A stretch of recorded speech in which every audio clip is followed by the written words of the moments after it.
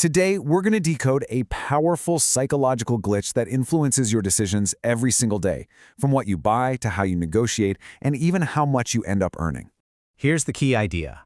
That very first piece of information you hear, especially if it's a number, becomes this powerful, invisible reference point. It unconsciously influences every single decision you make from that moment forward. Way back in 1974, a groundbreaking experiment showed this perfectly. A couple of psychologists, Amos Tversky and Daniel Kahneman, had people spin a wheel of fortune, and then they asked them a totally unrelated question about the number of African nations in the UN. The results were just mind-blowing. When the wheel landed on a low number, people guessed low. When it landed on a high number, they guessed high. That completely random, totally meaningless number acted as an anchor, and it literally pulled their judgment right along with it. And this illustrates the definition of the anchoring effect perfectly. See, our brains are always looking for a starting point for decisions, and they will latch on to the first piece of information they get, whether it's actually relevant or not.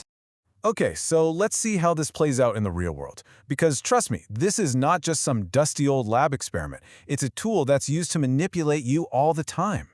You see it absolutely everywhere.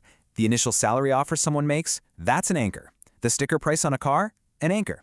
That original price on a sales tag that's all crossed out, yep, another anchor. The listing price of a house, these are all psychological weapons. So here's the bottom line, really. It almost always comes down to who sets that first number. The person who drops the anchor first, well, they frame the entire conversation, and more often than not, they win the negotiation. But the good news is you don't have to be the victim here. We can actually flip this entire dynamic. We can go from playing defense to playing offense. So, think of these as your 4 new rules of engagement. If you can master these, you'll be the one in control of any negotiation you walk into from now on. Rule number 1, always be the one to speak first. Go in with an ambitious number. If you're selling something, you anchor high. If you're buying something, you anchor low. You always want to be the one setting the stage. Now, what if they get their number out first? Okay, do not negotiate from their number.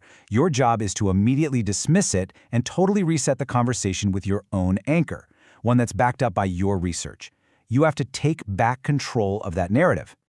Right, so once you have the fundamentals down, you can start using some more advanced, kind of pro-level tactics. Let's just call them the dark arts of anchoring.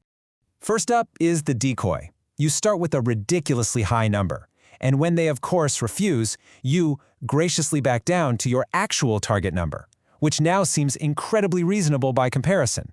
See how that works? Next, after you state your anchor, use your most powerful tool, silence. Just stop talking. The discomfort it creates puts pressure on them to respond to your number, not the other way around. You can also try offering a range instead of just one number. So if you say your consulting rate is between, say, $80 and $100 an hour, their brain will instinctively anchor to that higher number. It gives you a really powerful advantage. And hey, don't forget the power of putting your anchor in writing. An anchor in an email or a formal proposal, it just feels more concrete, more official. It becomes psychologically a lot harder for them to move away from that number. So, this is your new playbook.